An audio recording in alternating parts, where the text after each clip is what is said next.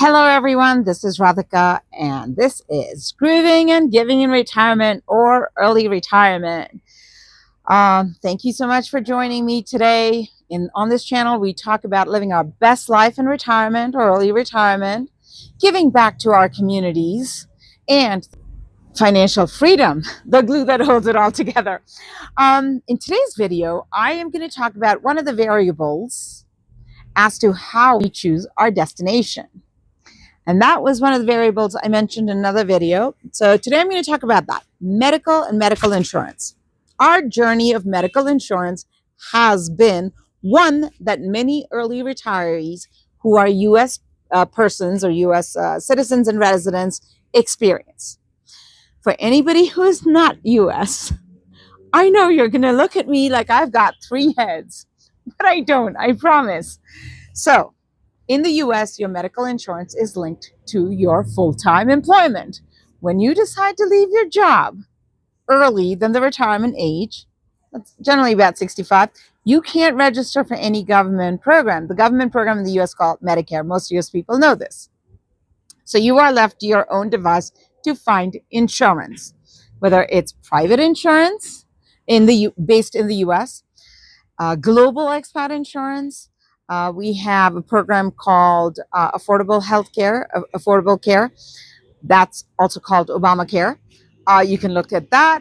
There's sidecar insurance. So when I first retired, by the way, when you first retire, if your employer will also offer you this thing called COBRA, and that's generally available for about 18 months, but I'm not 100% sure on that.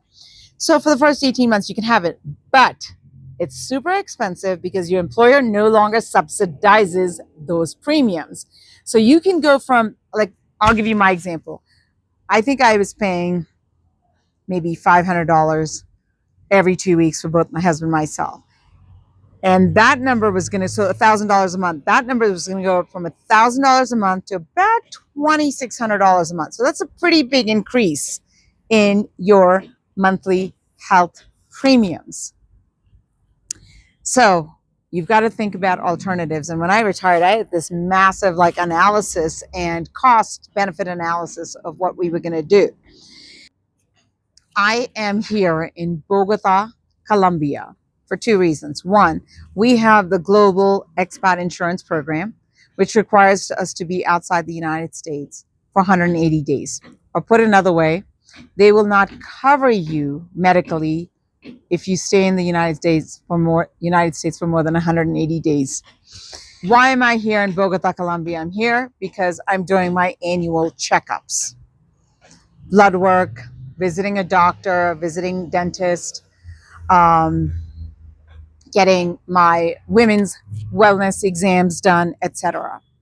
So this trip is focused on medical tourism, and it also checks off my boxes of being outside the US for 180 days. I'll be spending about 60 days outside the US, half of it in Bogota, or slightly over half in Bogota, Colombia, and the other half in Panama. I'm going to Panama because we have children that we support, malnourished children under the age of 5 that we support year over year, providing fortified baby formula to. But let's come back to Colombia. Let's do some numbers. If you guys have watched any of my other videos, you know I am a big fan of know your numbers. So in the US, going to the doctor can be fairly expensive. And the program or the plan that we're on with our global expat insurance does not cover your annual checkups. So if I wanted to go to the US, if I wanted to go to the doctor in the US, and I just said, hey, doctor, I'm just going to pay for it myself.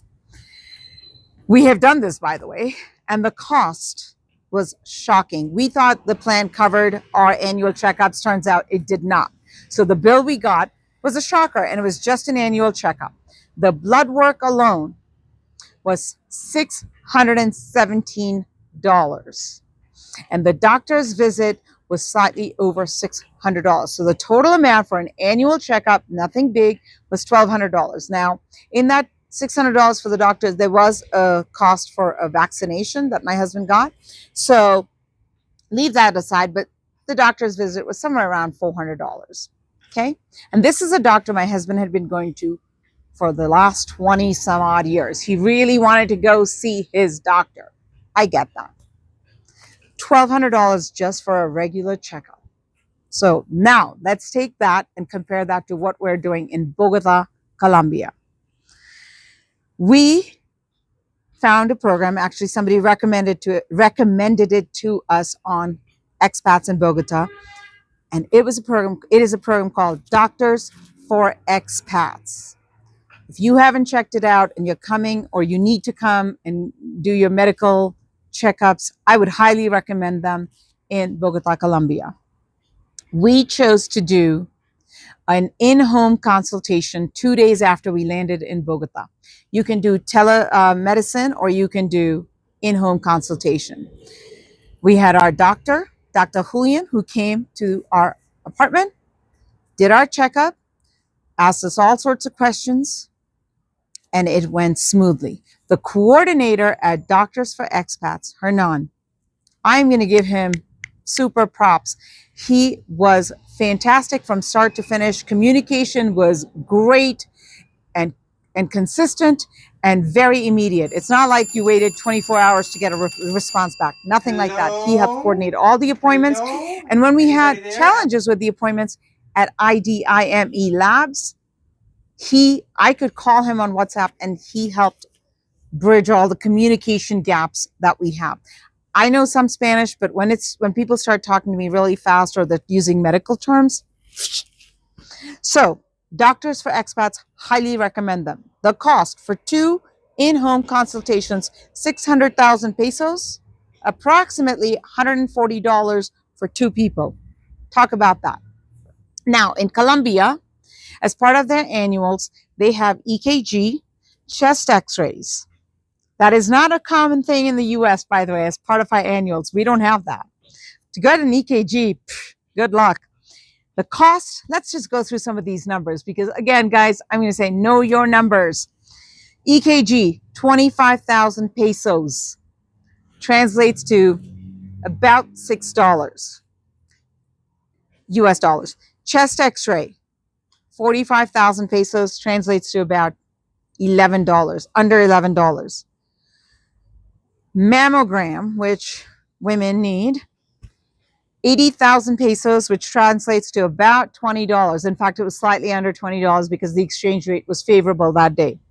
Bone density test, which apparently is also a thing that they prescribe for women over the age of 50, which I am, under $25. Blood work for both. So my husband had blood work, I had blood work. My blood work was somewhere around $45. His was about $48. And that included other things like, again, some aspects of the women's exam. So talk about that. So I just got done telling you, even if you tally all those numbers up, right? For both of us collectively, it was about $400. And I just talked about my husband going for just a regular annual checkup and blood work. That was a doctor's visit and blood work. No EKG, no chest x-ray, obviously no women's exam. All of that was over $1,200. So think about that. We flew down here, we used points to fly down here, and we did our wellness checks. And of course, yes, we're staying here for about 30 days. And it's really nice. It's a lovely city, by the way. Fantastic. Also, while we are here, we are doing projects. We collaborate with an organization, great organization called Fundación Quiero Verte Sonreír. Foundation, I Want to See You Smile. We collaborated with them to do a project for children in Soacha, a neighborhood outside of Bogota that is really a very impoverished neighborhood. So think about that. Let's just go back to the medical stuff. Now, I also came down here and I wanted to do some dentist work. I have a dentist in the US. I bought dental insurance privately at a cost of about $35 a month. So I have to pay for everything. Now, I had an issue with my front teeth, And I went to an orthodontist, and they said I need Invisalign, and the cost of that was going to be somewhere around $5,000. And the process was going to be around 12 to 18, maybe even 24 months. And every so often, I'd have to go back to the orthodontist. So I wanted a second opinion, and I asked again recommendation from the community expats living in Bogota for a specialist name. And one was recommended, and I went and saw him. He didn't necessarily agree I needed Invisalign. He felt like we could manage that situation with composite fillings. Okay, so immediately, different second opinion gave me a different opinion. And by the way, I have been to dentists in India, in Spain, and I've gotten second opinions on things, and their opinions have generally been different than the dentists in the US. And dentists in the US generally have a more sort of, let's say, extreme plan.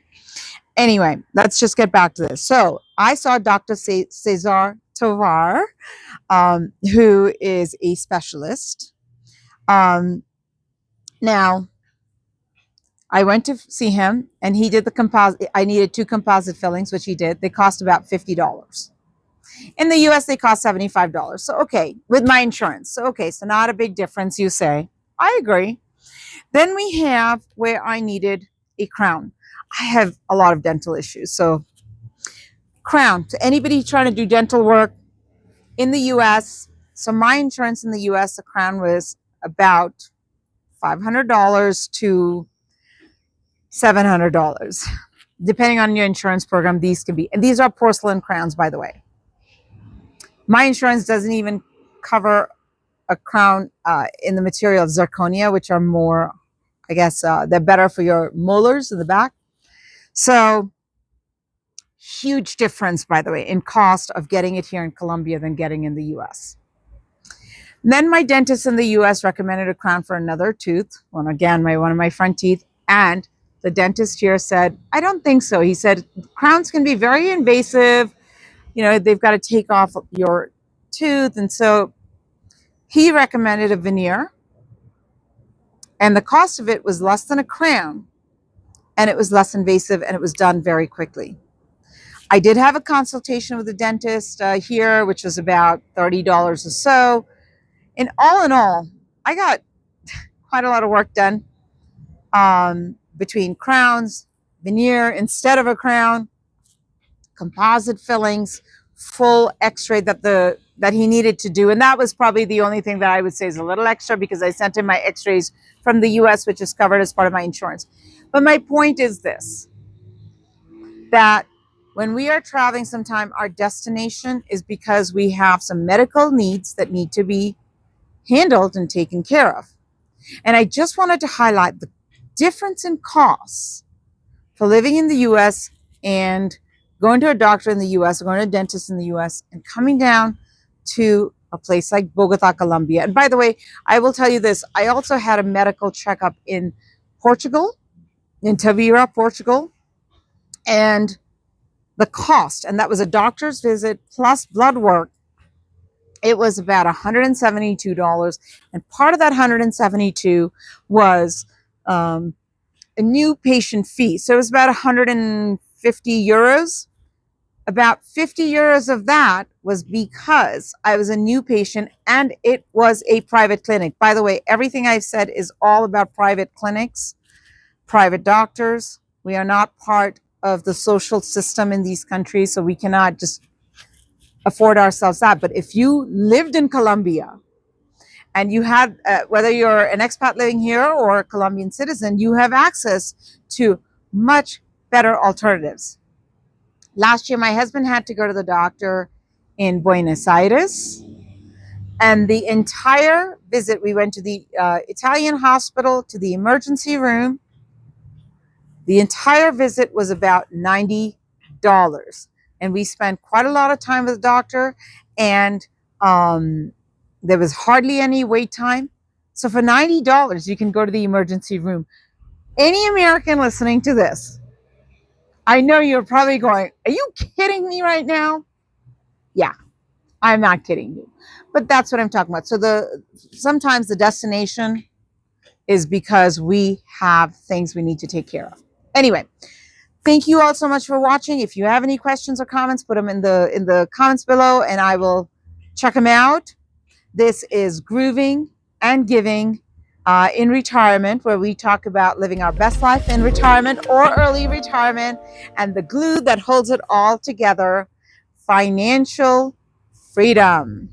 I am Radhika. Like, subscribe, and ring that notification bell. Ding, ding, ding. Sayonara.